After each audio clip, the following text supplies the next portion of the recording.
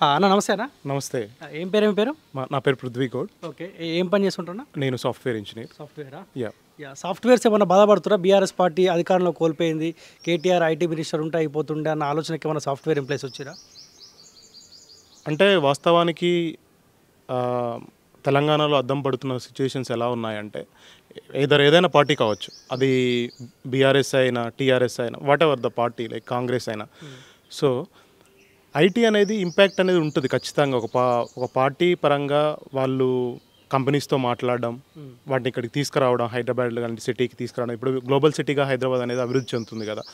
So ఈ క్రమంలో కేటీఆర్ చాలా కృషి చేశాడు. అది మనము అందరం అప్రిషియేట్ చేయాల్సిన విషయం. Because you know when you go to the global platform, so things will be change, right? So when you interact with the persons like some other organizations or whatever, like companies, so people use it to like talk about what are the situations here and how the soil is and everything, like whether these all factors should be there. So according to that situation, so definitely these people did very well. The KTR and BRS party did very well. So yeah. ఇప్పుడు కాంగ్రెస్ పార్టీలో ఇంకా IT minister లేడు అనుకుంటా. లేడా? ఉన్నాడా? అంటే మీ వాళ్ళు అనుకుంటారే కేటీఆర్ ఉంటే అయిపోతుండే ఐటీ మినిస్టర్, కొన్ని కంపెనీలు తీసుకొస్తూ ఉండే, కొంత ఉద్యోగ కల్పన దొరుకుతూ ఉండే అన్న ఆలోచనకు వచ్చినారా? అంటే ఒక పర్టికులర్ పర్సన్ పైన ఆధారపడి చెప్పలేం మనం. ఎంటైర్ పార్టీ పరంగా అవ్వచ్చు, ఇక్కడున్న స్థితిగతులు అవ్వచ్చు, అన్నిటిపైన ఇది ఆధారపడి ఉంటుంది. బట్ అతను వెళ్ళి కొన్ని కంట్రీస్కి వెళ్ళి కృషి చేశాడు. ఏంటి ఇక్కడ కంపెనీస్ తీసుకురావడానికి. అది so that is good initiative. So we appreciate it. So whether Sridhar Babu or someone else from Congress, he also that ability to do that, right? So if he try in future, then that is well and good. Okay. Revanth Reddy Congress ప్రభుత్వం అధికారులకు వచ్చి 100 రోజులు దాటుతూ ఉంది. ఏమనుకుంటారన్నా software employees Revanth Reddy అంటే మార్పు కోసం మనం కాంగ్రెస్ పార్టీకి అవకాశం ఇచ్చినాం, సో ఆ దిశగానే రేవంత్ రెడ్డి పనిచేస్తుంటే అనిపిస్తూ ఉందా? అంటే ఇప్పుడు కాంగ్రెస్ పార్టీ అధికారంలోకి వచ్చి ఒక 100 రోజులు మాత్రమే అయింది. సో ఈ 100 డేస్లో మనం జడ్జ్ చేయడం కూడా కరెక్ట్ కాదు. ఎందుకంటే పరిస్థితులను మనం కొంచెం అర్థం చేసుకోవాలి. ఇన్ని డేస్ ఏ విధంగా అవుతుంది, ఇప్పుడు ఏ విధంగా జరుగుతుంది. సో బహుశా నా ఉద్దేశ ప్రకారం 70 సంవత్సరాలు కాంగ్రెస్ పార్టీనే భారతదేశాన్ని పరిపాలించింది, ఆల్మోస్ట్ 70 years. సో ఏం చేంజ్ అయింది భారతదేశంలో? నిజానికి వాస్తవానికి చూసుకుంటే ఒక అమెరికా డాలర్తో పోలిస్తే రోజు రోజుకి రూపాయి మార్కం విలువ అనేది పడిపోతుంది తప్ప ఇంక్రీజ్ అవ్వట్లేదు స్టిల్. సో అంటే ఎక్కడ మనం దిగజారిపోతున్నాం? ఒక పార్టీ పరంగానే కావచ్చు, ఒక పాలిటిక్స్ పరంగానే కావచ్చు, చూసుకుంటే జరుగుతున్న విధి విధానాలు ఏదైతే ఉందో, ఈ కాన్స్టిట్యూషన్లో చట్టాలలో ఉన్న రూల్సే కావచ్చు, ఇవి మార్పులు చేయకపోవడం వల్ల ప్రజలు చాలా ఇబ్బంది పడుతున్నారు. ఒకటి మెయిన్ విషయం. సో ఆ రూట్ కాజ్ అనేది క్లియర్గా స్పష్టం అవుతుంది. సో ఇది చేంజ్ అయినంత వరకు ఈ పొలిటికల్ పార్టీస్ మిగతా రేపన్నాడు వేరే సమ్ అదర్ పార్టీ రావచ్చు. ఈరోజు కాంగ్రెస్ అధికారంలో ఉంది, రేపు బీఆర్ఎస్ వస్తుంది, ఎల్లుండి బీజేపీ వస్తుంది. సో సేమ్ సిచ్యుయేషన్ ఉంటుంది. ఈ మార్పు మనము మన దేశాన్ని అభివృద్ధి చెందించాలంటే, ముందుకు తీసుకెళ్లాలంటే ఖచ్చితంగా ఈ కాన్స్టిట్యూషన్లో మార్పులు అవసరం అన్న. ఓకే. సో ఇది మల్కాజ్గిరి పార్లమెంట్ పరిధిలో కదా ఈ ప్రాంతం. ఇక్కడ ముగ్గురు అభ్యర్థులు కనిపిస్తూ ఉన్నారు, బీజేపీ, బీఆర్ఎస్, కాంగ్రెస్ పార్టీ నుంచి వెళ్ళి. సో ఈ ముగ్గురు అభ్యర్థులు ఎవరు బెటర్ అని మీరు అనుకుంటారు? నా ఉద్దేశ ప్రకారం ఈటల రాజేందర్ గారు పోటీ చేస్తున్నారు కదా బీజేపీ నుంచి. సో తను ఎంతో కృషి చేశాడు తెలంగాణ కోసం, మనకందరికీ తెలిసిన విషయం ఆ విషయం.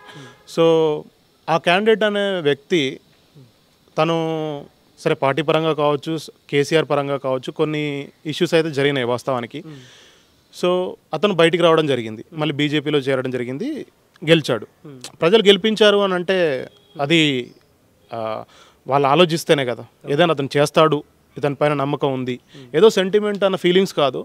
అతను నిజంగానే ఒక ఆర్థిక శాఖ మంత్రిగా తను ఎంతో కృషి చేశాడు పార్టీ పరంగా తెలంగాణకు, సో దేశానికి అభివృద్ధి చెందడం కోసం పనిచేశాడు. అలాంటి వ్యక్తి అయితే మనకి మంచిగా ఉంటుంది. సో ప్రజెంట్ నేను అదే అనుకుంటున్నాను, Eatala Rajender is good candidate. So all like educated persons or whatever. సో అందరికీ విజ్ఞప్తి ఏంది అంటే, సో ఈటల రాజేందర్ గెలిపించుకుందాం, మన అభివృద్ధిని, మన దేశ అభివృద్ధికి ఈ తోడ్పాటు అనేది చాలా అవసరం. సో ముందు ముందు ఖచ్చితంగా కాన్స్టిట్యూషన్లో మార్పులు అనేవి జరగాలి. ఆ దిశగా ప్రభుత్వాలే కానీ మారుతున్న ప్రజానీకం కానీ ఆలోచన చేస్తుందని అనుకో. వీళ్ళు ఇద్దరు అభ్యర్థులు తెలుసా, రాగి లక్ష్మారెడ్డి, పట్నం సుంతామహేందర్ రెడ్డి, వాళ్ళిద్దరు కూడా పోటీలో ఉన్నారు. వాళ్ళిద్దరిని ఎప్పుడన్నా మీరు చూసిరా? పట్నం మహేందర్ రెడ్డి, సుంతామహేందర్ రెడ్డి అభ్యర్థి ఇక్కడ Congress party. Mahender Reddy, okay. So నేను చూసాను, బట్ వాళ్ళ గురించి నాకు అంతగా తెలియదు. సో ఎవరైనా సరే నేనేమంటున్నా అంటే, ఇప్పుడు ఈటల రాజేందర్ గురించి నాకు తెలుసు. పట్నం సునీత మహేందర్ రెడ్డి గారు. సో నేను ఒక పర్సన్ని జడ్జ్ చేసేటప్పుడు ప్రజలకు చెప్పేది ఏంటంటే, ఫ్యాక్టర్స్ వాళ్ళు చెప్పే విధానాలు చూడండి, వాళ్ళు ఏ విధంగా అభివృద్ధి చేస్తారు ఏంటి అనేది ఆలోచించండి. ఒక వ్యక్తిగా ఈటల రాజేందర్ అనే అతను ప్రజలు బయటకు వచ్చి తను విషయాలను చెప్పడమే కానీ, ప్రజలకు తీసుకెళ్లడమే కానీ, తను చేసిన పనులని, ఒక విధానపరమైన విషయాలను భావ వ్యక్తీకరించడంలో సక్సెస్ అయ్యారు. సో అతని పని విధానం అలా ఉంది.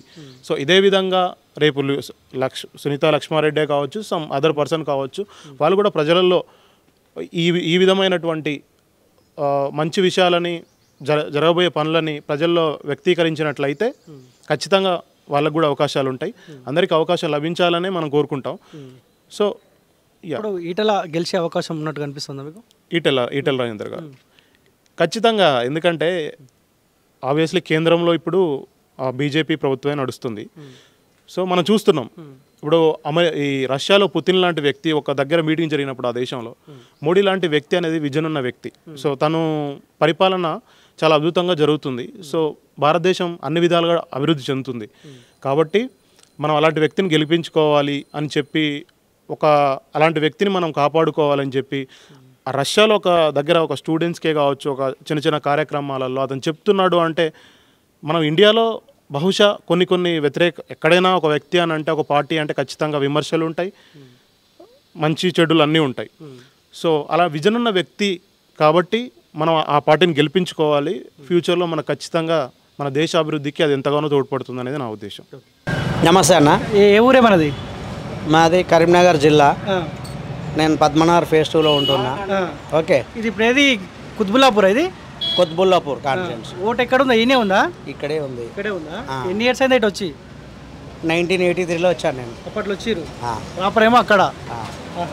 ఎట్లుంది రేవంత్ రెడ్డి 120 రోజుల పరిపాలన? ఏం తెలుస్తుంది, ఇప్పుడిప్పుడే కదా, ఇంకా టైం ఉంది. మేము అప్పుడు వేసాము కాంగ్రెస్కి, ఇప్పుడు ఎంపీ ఓటు బీజేపీకి వేయాలనుకుంటున్నాము. బీజేపీకి వేస్తాం. ఏ పార్టీలో తిరుగుతారా మీరు ఇంతకు? నేను ఏ రాజకీయంలో టచ్ చేయలేదు నాకు. కానీ మన అసెంబ్లీ ఎలక్షన్లో కాంగ్రెస్కి ఇష్టం. ఎందుకు కాంగ్రెస్ దేనికి ఇష్టమే? అరే కాంగ్రెస్కి ఇష్టందుకు అరే సంతోషంగానే ఉన్నా, రేవంత్ రెడ్డి పరిపాలన మంచిగా ఉంది అనిపిస్తుందా? ఇప్పుడు ఇంకా తెలియదు మనకు. ఇప్పుడు ఎవరికైతే ఏదో ఇద్దరు తిట్టుకుంటారు, ఈయన ఇద్దరు, మరి ఆ తిట్టుకుంటూ కరెక్టో కాదో నాకు తెలియదు, కానీ తర్వాత తెలుస్తుంది. కానీ ఆనాడు అన్నిటికీ 100 రోజులు అని చెప్పారు కదా, 100 రోజుల్లో 6 గ్యారెంటీలు అమలు ఇవన్నీ అన్నారు కదా. కావాలి కదా, బడ్జెట్ కావాలి కదా, పైసలు రావద్దా? ఎక్కడికి వెళ్ళి చేస్తారు? రేవంత్ రెడ్డి ఇంట్లోకి వెళ్ళి తెస్తాడా, కేసీఆర్ ఇంట్లోకి వెళ్ళి తెస్తాడు? కానీ ఇప్పుడు బీజేపీకి అనుకుంటారా? నేను ఎంపీ ఓటు బీజేపీకి వేస్తాను. ఎందుకే? రీజన్ ఏంది? మాకు దేశ రక్షణ కావాలి అంతే. కాంగ్రెస్ పార్టీ వస్తే దేశానికి రక్షణ ఉండదు, తెలియదు. మాకు బీజేపీకి వేస్తాము, ఎంపీ ఓటు దేశ రక్షణ గురించి వేస్తాం. ఇక్కడ 3 అభ్యర్థులు కనిపిస్తారు ప్రధానంగా, ఏమీలు రాగి లక్ష్మారెడ్డి, పట్నం సుంతామహేందర్ రెడ్డి, ఈటల రాజేందర్కి వేస్తాం. తెలుసా ఈటల రాజేందర్ గురించి మీకు ఏమన్నా? అన్నీ తెలుసు, అంతా తెలుసు. నమస్తే అన్న. నమస్తే అన్న. ఏం పని చేస్తుంటారా? నా పేరు విజయ్ అన్న. ఏం పని చేస్తుంటారు? మామూలుగా ప్రైవేట్ జాబ్ అన్న. అవునా? ఇక్కడ ఏరియా ఇక్కడ ఇది ఇది కొత్తపేట. మల్కాజ్గిరి పార్లమెంట్ పరిధి. మల్కాజ్గిరి వస్తానా. ఎంపీ ఎలక్షన్స్ రాబోతా ఉన్నాయి కదా, 3 అభ్యర్థులు కనిపిస్తా ఉన్నారు. ఎట్లా ఉండబోతే రాబోయే ఎంపీ ఎలక్షన్స్? రాబోయే ఎంపీ ఎలక్షన్స్ అంటే, ఇప్పుడు దేశంలో నరేంద్ర మోడీ గారు ఉన్నారు కాబట్టి ఇక్కడ మనకు దేశం మంచిగా సురక్షితంగా ఉండాలంటే బీజేపీ రావడం బెటరు. ఎందుకనంటే బీజేపీ రావడం వల్ల హైదరాబాదు అల్లర్లకు కానీ, సో డెవలప్మెంట్కి కూడా కొద్దిగా కూడుకుంటుంది. ఎందుకంటే కాంగ్రెస్ ప్రభుత్వం ఇప్పుడు చూస్తూనే ఉన్నాం, అన్ని హామీలు ఇచ్చారు, ఏం నెరవేరట్లే. కాంగ్రెస్ ప్రభుత్వంలో ఆల్రెడీ విమర్శలు స్టార్ట్ అయినాయి. అందులో ఒకటి ఇప్పుడు బీజేపీ గెలిస్తే బెటర్ అని నా ఉద్దేశం. తెలుసా ఇక్కడ ఎవరెవరు ముగ్గురు అభ్యర్థులు ఉన్నారు. బీఆర్ఎస్ పార్టీ నుంచి రాగి లక్ష్మారెడ్డి, బీజేపీ నుంచి ఈటల రాజేందర్, కాంగ్రెస్ పార్టీ నుంచి పట్టం సునీతా మహేందర్ రెడ్డి. ఈ ముగ్గురులో మీకు పరిచయమా? నాకు అంటే వాళ్ళిద్దరు తెలియదు కానీ నాకు రాజేంద్ర అన్న వాళ్ళు తెలుసు. తెలుసా? ఏమనుకుంటారు యువత, ఏమనుకుంటారు ఏ పార్టీ కాంగ్రెస్ పార్టీలో ఉన్నారు కాబట్టి అప్పుడు మెయిన్ లీడర్ కానుంచి తెలుసు కాబట్టి ఆ పరంగా తెలుసు, పర్సనల్గా అంటే తెలియదు మాకు. ఏమనుకుంటారు యువత, ఏమనుకుంటారు ఏ పార్టీ వైపు ఉన్నారు? ఎక్కువైతే ఇప్పుడు ఈ బీజేపీ గెలిచే అవకాశాలు చాలా 99% ఉన్నాయి. అంతే. రేవంత్ రెడ్డి పరిపాలన పైన ఏమనుకుంటారే మీరు? మొన్న అసెంబ్లీ ఎలక్షన్లో ఏ పార్టీ కొట్టేశారు? అసెంబ్లీ ఎలక్షన్స్లో మేము బీఎస్పీకి ఓటేసినాం. బీఎస్పీకి వేసినాం. ఈ కాంగ్రెస్ వస్తే ఏమన్నా మంచి చేస్తుంది అనుకుంటే బీఆర్ఎస్ కంటే ఒక 20% బ్యాక్ అయిపోయింది ఇంకా కాంగ్రెస్ ప్రభుత్వం. బీఆర్ఎస్ఏ ఒక ఇప్పుడు కాంగ్రెస్ కంటే 30% బెటర్ అనిపిస్తుంది. అనవసరంగా అసలు బీఆర్ఎస్ని తీసేసి కాంగ్రెస్ని ఎంచుకున్న ఆలోచన ఎంత చెత్త ఆలోచన అంటే అంత చెత్త ఆలోచన ఇది. ఇప్పుడు మీరు ఈటల రాజేందర్ బొమ్మ చూసి ఓటేద్దాం అనుకుంటారు, లేకపోతే సెంట్రల్లో బీజేపీ ఉండాలి? సెంట్రల్లో బీజేపీ ఉంది కాబట్టి బీజేపీ దేశం కోసం మంచి కావాలని చెప్పి ఈటల రాజేందర్కు ఓటేయాలన్న ఆలోచన మాకు వచ్చింది. సెంట్రల్లో బీజేపీ ఉండడం నెంబర్ 1% మంచి సురక్షితం, సేఫ్ అన్నట్టు. దానివల్ల ఆల్రెడీ బీజేపీకి 2 సార్లు అవకాశం ఇచ్చాం కదా, 10 ఏళ్ళు వాళ్ళే వెళ్తా ఉన్నారు కదా, మార్పు ఏం కోరుకోవట్లేదా? మార్పు కోరుకోవాలనుకుంటే మనకు ఏమైనా నష్టం వస్తే మనం మార్పు కోరుకుంటాం. మన దేశానికి ఏమైనా నష్టం రానప్పుడు మనం మార్పు ఎందుకు కోరుకుంటాం? కోరుకోం కదా. మనకి ఇప్పుడు ఏదైనా హెల్త్ బాగాలేకపోతే హాస్పిటల్కి పోతాం. హెల్త్ బాగాలేనప్పుడు మనం హాస్పిటల్కి ఎందుకు పోతాం? మనం మంచిగా ఉంటే మంచిగా ఉంటాం. అదే దేశానికి ఏ ఆపత్తి లేదు, ఏది లేదు కాబట్టి మనం వేరేది ఏం కోరుకోం. అదే బీజేపీ కావాలని కోరుకుంటాం మనం. ఓకే, ఇప్పుడు బీఆర్ఎస్ పార్టీ పని అయిపోయినట్టు ఇంకేమైనా మిగులుతుంది ఎంపీ ఎలక్షన్స్ తర్వాత? బీఆర్ఎస్ పార్టీ అని అంటే ఇప్పుడు హైదరాబాద్ డివిజన్ మొత్తం చూసుకుంటే బీజేపీకి ఎక్కువ ఛాన్సెస్ ఉంటాయి. ఎందుకంటే బీజేపీ బలంగా ఉంటుంది ఇప్పుడు సిటీ పరంగా చూసుకుంటే. సో బీఆర్ఎస్ లీడ్ తగ్గిపోయింది అన్నట్టు అర్థం. ఓకే.